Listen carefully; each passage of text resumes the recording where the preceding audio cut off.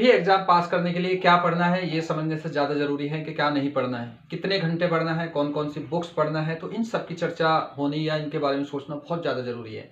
तो आज की वीडियो में हम चर्चा करेंगे उत्तराखंड पुलिस दरोगा भर्ती के बारे में कि आपको यह एग्जाम पास करने के लिए कौन कौन सी चीज़ें पढ़नी है, कौन कौन सी चीज़ें नहीं पढ़नी है। तो जो पढ़नी है उन पे सोचने के बजाय ये ज़्यादा समझना जरूरी है कि कौन सी नहीं पढ़नी है, क्योंकि फालतू की चीज़ नहीं पढ़नी बिल्कुल भी। तो एग्जाम की एक प्रॉपर रणनीति बनानी बहुत जरूरी है। तो आज की वीडियो में हम कंप्लीट रणनीति के बारे में बात करेंगे यहाँ। तो अगर आपको किसी भी एग्जाम की रणनीति बनानी है तो उसके से पहले आपको पता होना चाहिए कि एग्जाम का सिलेबस क्या है, कितने दिन बाद एग्जाम है और कितनी पोस्ट है उसमें, पिछली मेरिट कितनी गई थी और इस एग्जाम में आपका टारगेट क्या होना चाहिए। तो इस वीडियो में हम शॉर्ट तरीके से इस बारे में बात करेंगे। और एक चीज और है कि हमारे चैनल पर कंप्लीट कोर्स चलेगा, बिल्कुल फ्री कोर्स चलाएंगे। कोशिश करेंगे कि यहाँ पूरी लेंथी जो वीडियो है वो आप लोगों को प्रोवाइड कराएं।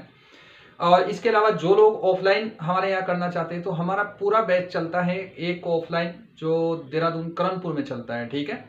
तो वहाँ भी कर सकते हैं, लेकिन वहाँ फीस पे करना पड़ेगा और यहाँ बिल्कुल फ्री रहेगा। और यहाँ जो हमारी क्लासेज रहेगी वो बिल्कुल सीरियल्स रहेगी, नंबरिंग वाइज रहेगी। ऐसा नहीं होगा कि जैसे बहुत सारे कोचिंग्स या यूट्यूब वाले हैं कि कभी एक एक टॉपिक कोई कोई करके पढ़ा दिया। यहाँ जो भी सब्जेक्ट होगा शुरू से एंड तक सारे टॉपिक वाइज सब कंप्लीट होंगे, जो भी उनकी नंबरिंग होंगे उसी के हिसाब से कंप्लीट करेंगे। चलो पहले इसके बारे में बात करते हैं, फिर बाकी बाद में बताता हूँ। देखो, ये उत्तराखंड पुलिस दरोगा भर्ती का पूरा सिलेबस है। तो पूरा जो सिलेबस है वो 300 नंबर का है, ठीक है। और इससे पहले पोस्ट देख लेते हैं कितनी है। टोटल जो पोस्ट है वो 222 है, ठीक है। यहाँ टोटल पोस्ट है 222। और एग्जाम का टाइम कब हो सकता है, ये एग्जाम थोड़ा सा इसके में क्लियर नहीं हो पाया क्योंकि आयोग ने कोई डेट नहीं दी।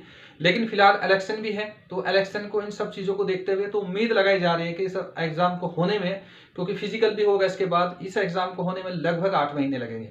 लेकिन मैं ये मान के चलता हूँ कि आपको 6 महीने के हिसाब से इसका टारगेट बनाना है। 6 महीने में आपको कंप्लीट कोर्स कर लेना है, एक बार रिवाइज कर लेना है, वो सारी चीज करनी है। आपने अगर 6 महीने की तारीख वो प्लान बनाया तो 6 महीने में लगभग 180 दिन होंगे। तो आपके पास समय फिलहाल कितना है, 6 मंथ का, 6 माह का।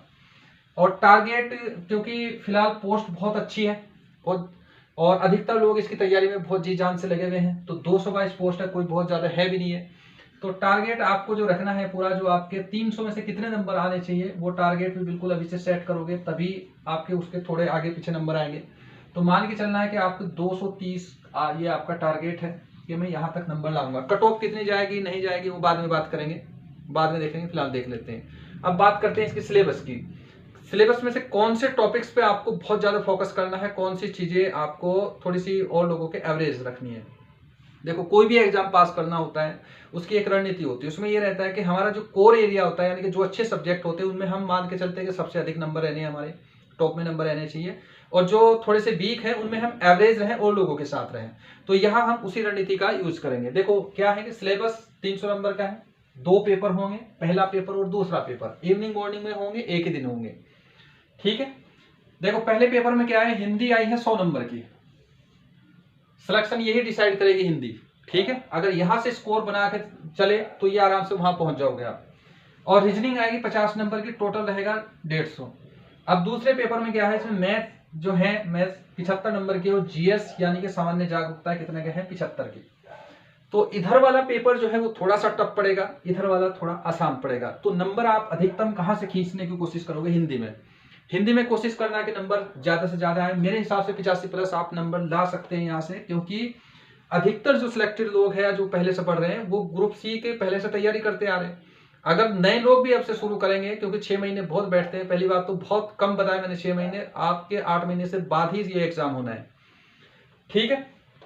आप यहाँ टारगेट बनाओगे कि मैं 75+ लाऊंगा। रीजनिंग है, रीजनिंग को अगर ठीक ठाक प्रैक्टिस कर ली आप लोगों ने, हमारे हिसाब से पढ़ ली यहाँ जैसे मैं पढ़ाऊंगा, और हाँ बिल्कुल फ्री रहेगा, मैं पहले ही बता रहा हूँ। और कुछ चीजें यह है कि थोड़ी सी मेहनत आपको खुद करनी पड़ेगी। और ऑफलाइन के लिए जो भी लोग आना चाहते हैं देहरादून के आसपास के, देहरादून में है, करणपुर में साईं मंदिर के ऊपर है, राव IAS बिल्डिंग है, वहीं नेशनल एग्जाम्स के नाम से है ये। तो उसमें आके आप वहां ऑफलाइन कर सकते हैं। फीस हमारी बिल्कुल मिनिमम है, लो लेवल, जो और लोगों की तरह नहीं है कि 15 या 10-15 हजार के करीब वो फीस रख दे रहे हैं। इतनी कोई फीस नहीं, चाहे तो मंथली पे कर दें, चाहे ऐसे करना, तो वो आपकी मर्जी है। यहाँ पहले यूट्यूब पे पढ़ के देख लेना, अगर आपका यहाँ से काम चल गया तो फिर कोई किसी भी कोचिंग में जाने की जरूरत है नहीं। अगर लगा कि आपको काउंटर क्वेश्चन पूछना है, आपका बहुत वीक है मैथ या रीजनिंग, आपको बार बार पूछने की आदत है तो आप कर सकते हैं ज्वाइन, कोई नहीं, ठीक है। अब रीजनिंग है, रीजनिंग का फिलहाल लेवल बहुत ज्यादा टफ नहीं जाएगा इसका, ठीक है, नॉर्मल लेवल रहेगा, बस कैलकुलेशन स्पीड होनी चाहिए, कुछ क्वेश्चन जाएंगे टफ। तो रीजनिंग में मेरे हिसाब से आप आराम से 40 प्लस कर सकते हैं, आराम से कर लेंगे, थोड़ी स्पीड मेंटेन करनी है आपको, ठीक है। अब आता है मैथ्स में।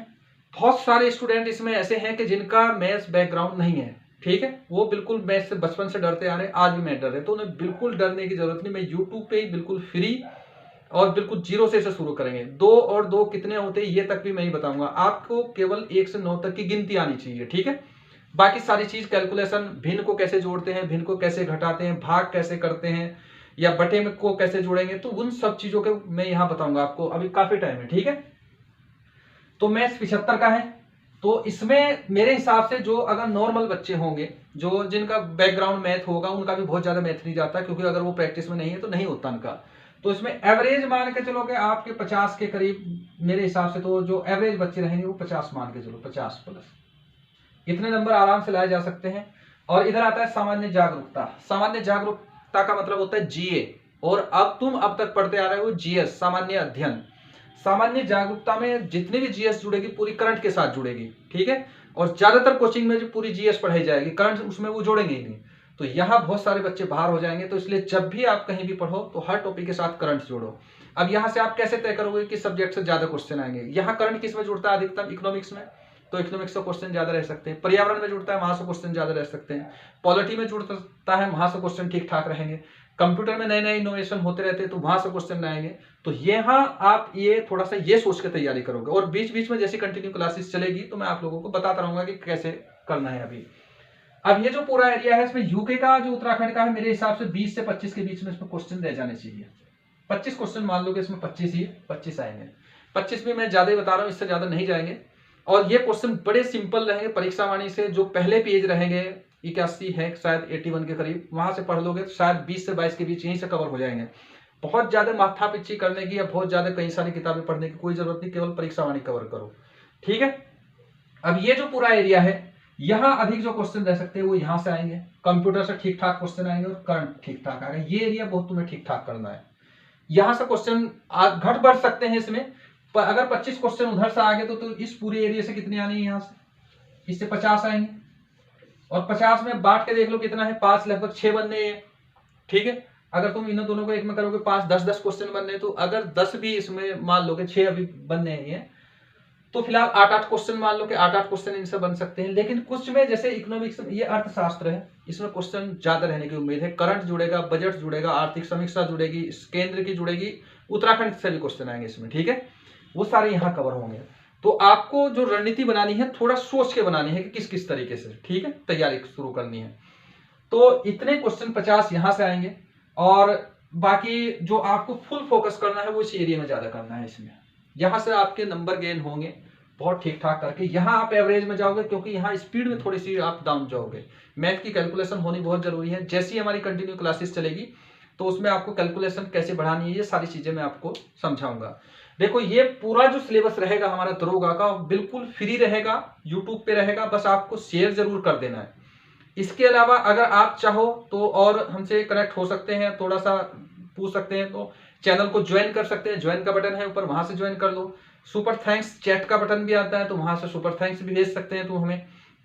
और इसके अलावा कुछ भी पूछना हो, हमारा कॉन्टैक्ट नंबर रहेगा। ऐसा नहीं होगा कि फ्री क्लास रहेगी कि आपको नहीं बताया जाएगा, बिल्कुल पेड क्लास की तरह ही यहाँ आपकी हेल्प होगी पूरी, ठीक है। और बस आपको वीडियो शेयर जरूर कर देनी है।